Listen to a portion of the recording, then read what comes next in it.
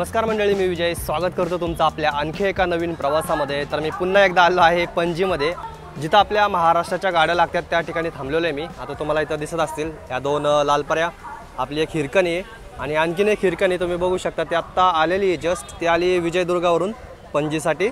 मी आता just ticket check करत होतो। आपलं मला बँगलोर गाडी होती मल्टी एक्सेल, तुम्ही पाहिले असेल अंबारी उत्सव, ती गाडी होती, पण त्या गाडीचं तिकीट सुद्धा फुल झालेलं आहे। त्याच्यामुळे विचार करतोय जी गाडी भेटेल त्या गाडीने आपण जाणार आहोत।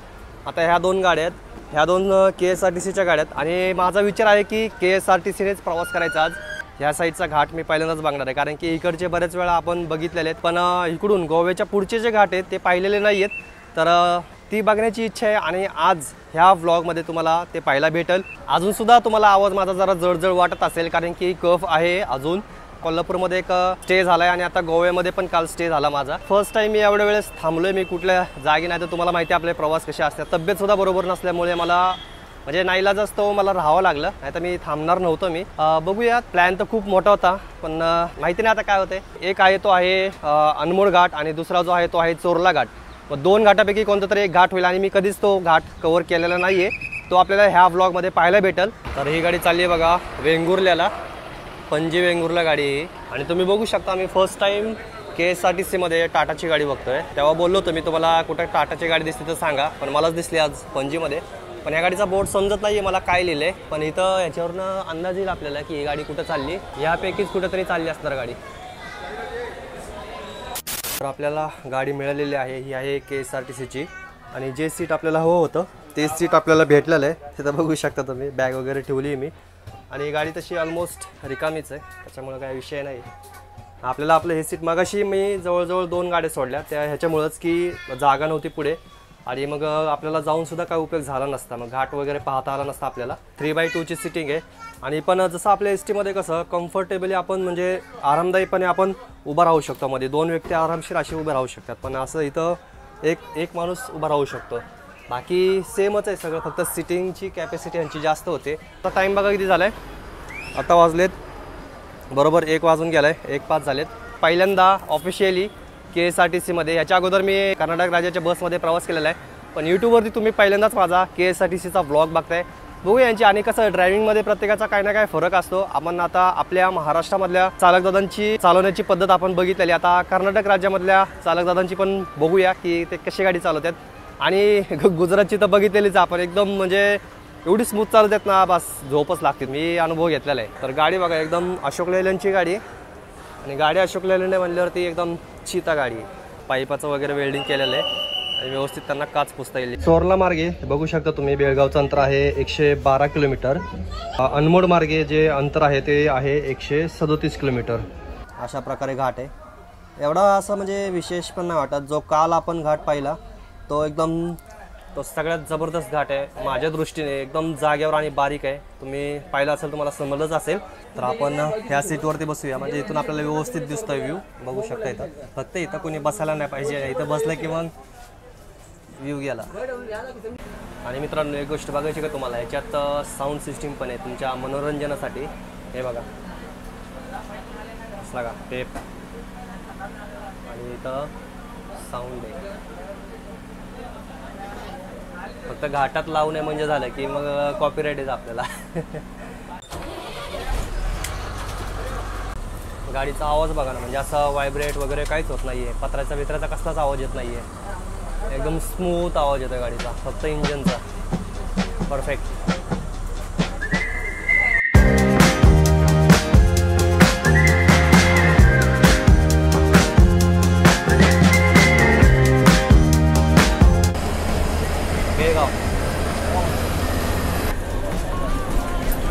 तर मला पणजी ते बेळगाव तिकीट पडलं आहे 146 रुपये, बघू शकता इथं।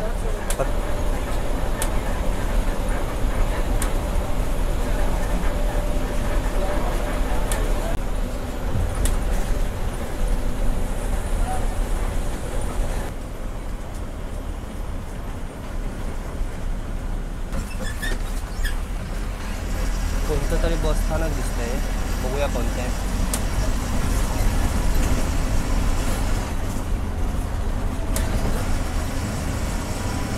काम तर हे फोंडा बसस्थानक आहे आणि तुम्ही मागे पाहिलं असेल की त्याचं काम चालू आहे. तुम्ही दिसतंय बघा, हे बघा 2:05 आलेली.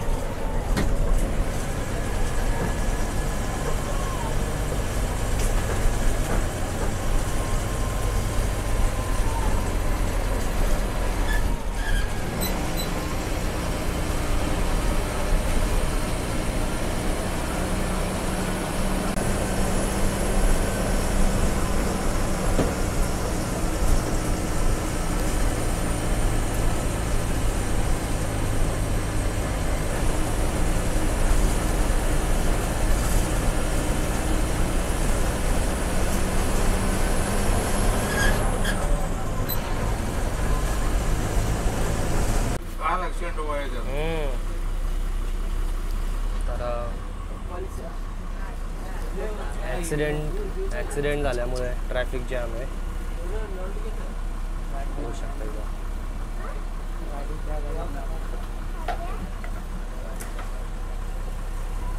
तर इथं चेकपोस्ट आहे, त्याच्यामुळं आता गाड्या चेक वगैरे करतात. मी दारू तर घेऊन जात नाही ना, त्याच्यामुळं चेकिंग सुरू आहे इथं. बघू शकता अख्खी गाडी चेक होणार.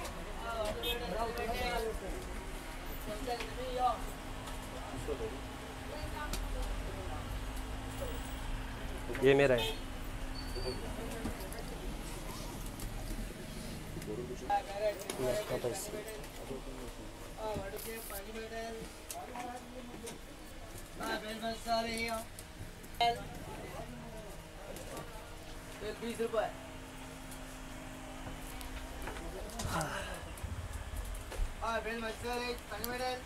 सगळ्या बॅगा चेक करते ते.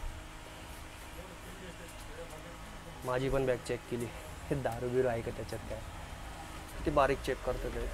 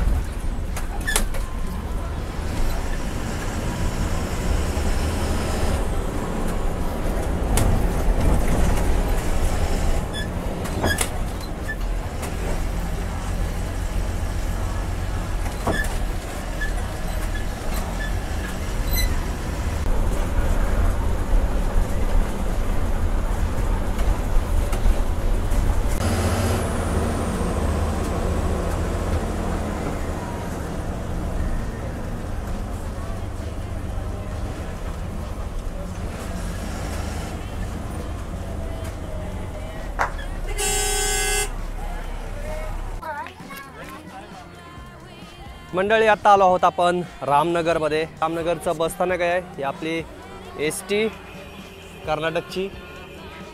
बाकी तुम्ही बघू शकता इथं पब्लिक. आणि आमची गाडी फुल चेक झाली, माझी बॅगसुद्धा चेक केली. बघत होते त्याच्यात काय आहे का. आज तिथं सगळ्या KSRTCच्याच बसेस आहेत. तर बस स्टँडच त्यांचं आहे म्हणल्यावरती त्यांच्याच बसेस असणार. मस्त जशी आपली ST. आपलं तुमचं काय नसतं, बट सांगताना फक्त असं बोलावं लागतं, बाकी काय नसतं. तर आणखीन इथून साधारण 50 ते 53 किलोमीटर अंतर बाकी आपलं, त्याच्यामुळे एक कूल घेतलं आहे. भूक आहे तशी, पण बघूया बेळगावमध्ये गेल्यावरती खाऊया काहीतरी, कारण इथं खात बसतं तर वेळ व्हायचा आणि आपल्याला काय माहीत नाही इथलं एवढं. आणि बॅग महत्त्वाचं, म्हणजे जायला खायला काय नाही, पण बॅग, त्याच्यामुळं मी जात नाही आहे कुठे. अजून एक चेकपोस्ट.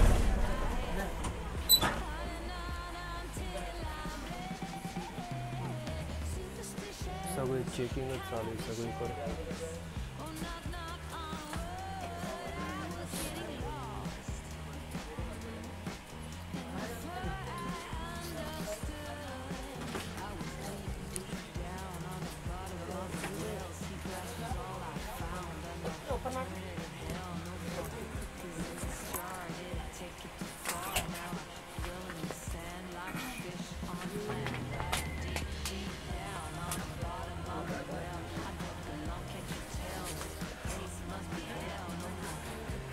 माझ्याच बॅगेत काय दिसतं काय माहिती त्यांना.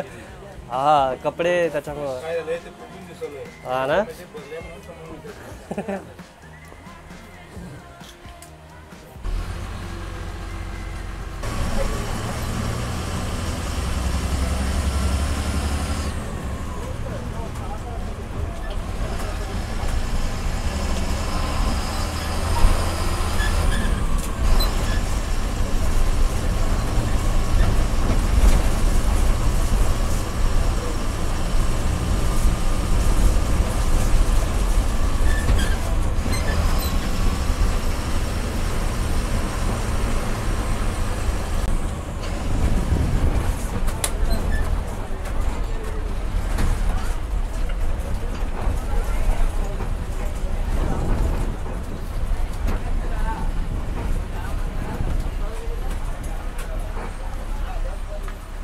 हे लोंढा बसस्थानक आहे आणि त्याच्या समोरच तिकडे रेल्वे स्टेशन आहे. आणि आता जवळ आले आणि माझी बॅग दोन वेळा चेक केली माझी बॅग. अरे भैया उधर से आहो ना, सगळी इथंच द्यायला.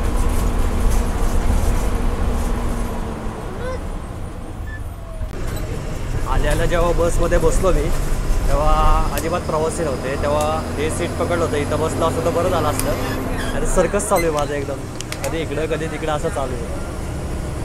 ठीक आहे, पण मजेशीर प्रवास झाला. आणि पहिलाच माझा हा KSRTCचा प्रवास होता.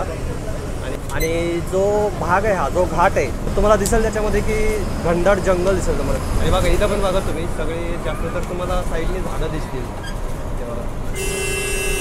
तर जस्ट आता एक साधारण 40 ते 45 किलोमीटर राहिलं असेल आणि पोचूया आपण. आणि आता काही दाखवायला काय राहिलंच नाही शिल्लक, त्याच्यामुळं बघू किती वाजेपर्यंत पोचतोय आपण. आता टाईम झाला आहे 4:30 वाजून गेलेत.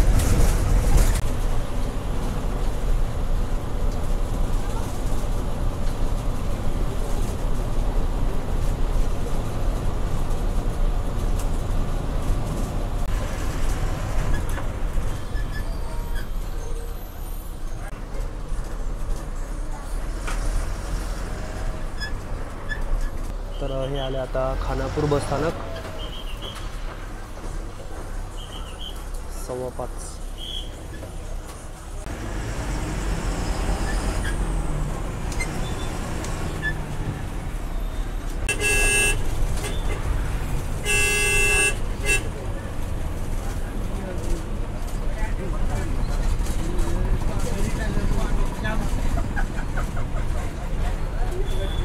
तर ह्या प्रवासात दोन महत्त्वाच्या गोष्टी कळाल्या मला, की ह्या समोरच्या सीटवर एक बसायचं नाही. आता जिथं बसलं तिथं तरी बसायचं. आणि दुसरी गोष्ट, एवढी मोठी जाडजूड बॅग घेऊन बेळगाव ते कर्नाटक प्रवास करायचा नाही. 2 वेळा बॅग चेक केली माझी, 2 वेळा. तर हे बघा, आता समोर दिसते हे आहे कर्नाटकचं म्हणजे बेळगावचं सेंट्रल बसस्थानक आहे. आणि बसस्थानक बघा तुम्ही केवढं मोठं आहे.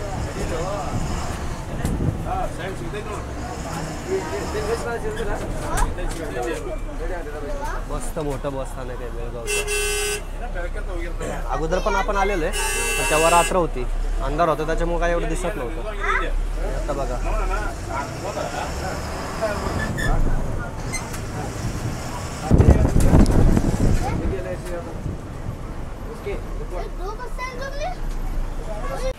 नंबर आहे.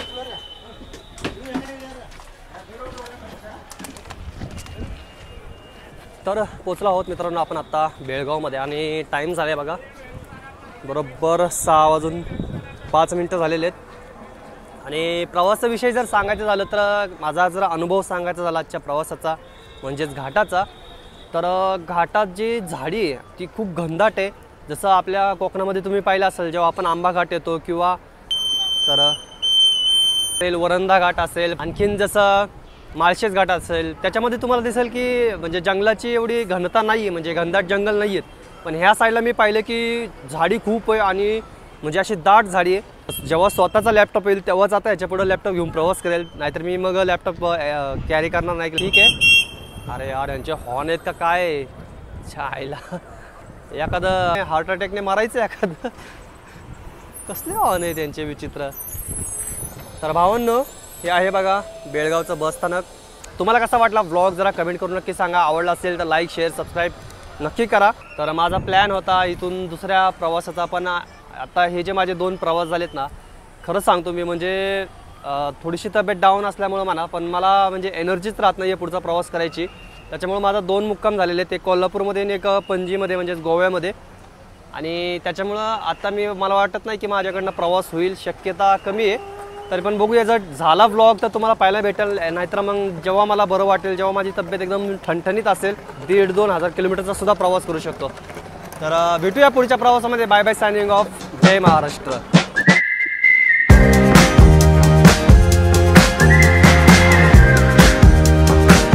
इथं बघू शकता तुम्ही आता यांची गाडी बघा कशी स्वच्छ करतात, एकदम बाहेरनं चकाचक. आपल्या ST मध्ये पण होतं बरं काय आहे, पण बहुतेक ते बंद आहे काय मला समजत नाही. बऱ्याच वेळा मी पाहिलेलं आहे.